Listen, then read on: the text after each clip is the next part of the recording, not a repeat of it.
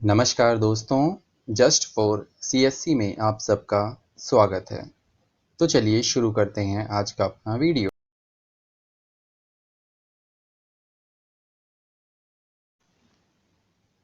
जैसा कि आप सब जानते हैं, भारतीय इतिहास में 6ठी शताब्दी ईसा पूर्व का समय एक क्रांतिकारी परिवर्तन के रूप में जाना जाता है।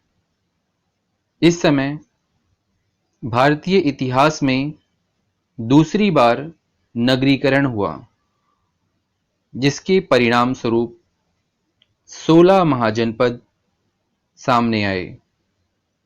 इन 16 महाजनपदों में मगध सबसे शक्तिशाली बना। वह कौन से कारण थे जिन्होंने मगध को इन 16 महाजनपदों में सबसे शक्तिशाली बनाया? इसी की चर्चा अपने आज के इस वीडियो में हम करेंगे।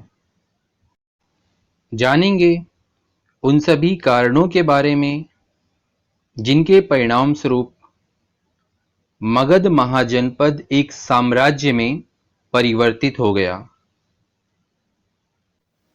लेकिन उससे पहले आप सब यह भी जान लीजिए कि मगध को कई अन्य नामों से भी जाना जाता है, जिसमें मगधपुर, ब्रदरथपुर, वासुमती, कुशाग्रापुर और बिंबिसारपुर शामिल हैं। इन 16 महाजनपदों में कालांतर में मगध सर्वाधिक शक्तिशाली हो गया। इसके लिए निम्नलिखित कारण उत्तरदायी हैं।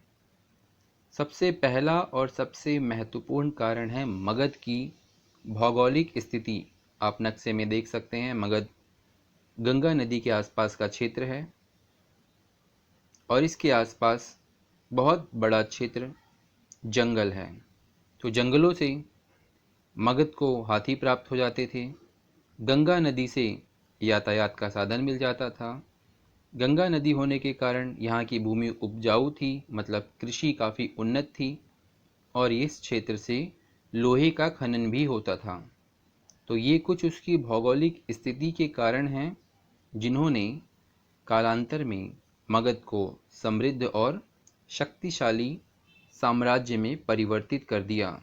इसी के साथ बिंबिसार, अजातशत्रु, शिशुनाग जैसे योग्य शासकों का योगदान भी इसके समृद्धि में रहा।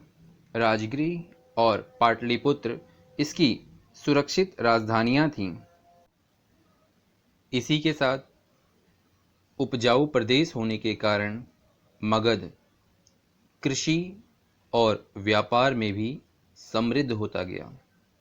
यहाँ पर कई उद्योग धंधों का भी विकास हुआ, जिसके कारण मगध की आर्थिक समृद्धि बढ़ी, या कह सकते हैं मगध को आर्थिक लाभ हुआ। साथ ही साथ यहाँ का सैनिक संगठन भी बहुत कुशल था।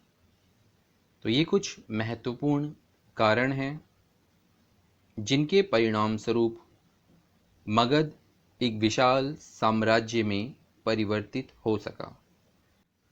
अपनी आने वाली वीडियोज़ में हम जानेंगे कि मगध पर किन किन राजवंशों ने कब तक शासन किया और उस समय की कौन कौन सी महत्वपूर्ण विशेषताएं थीं। Thank you.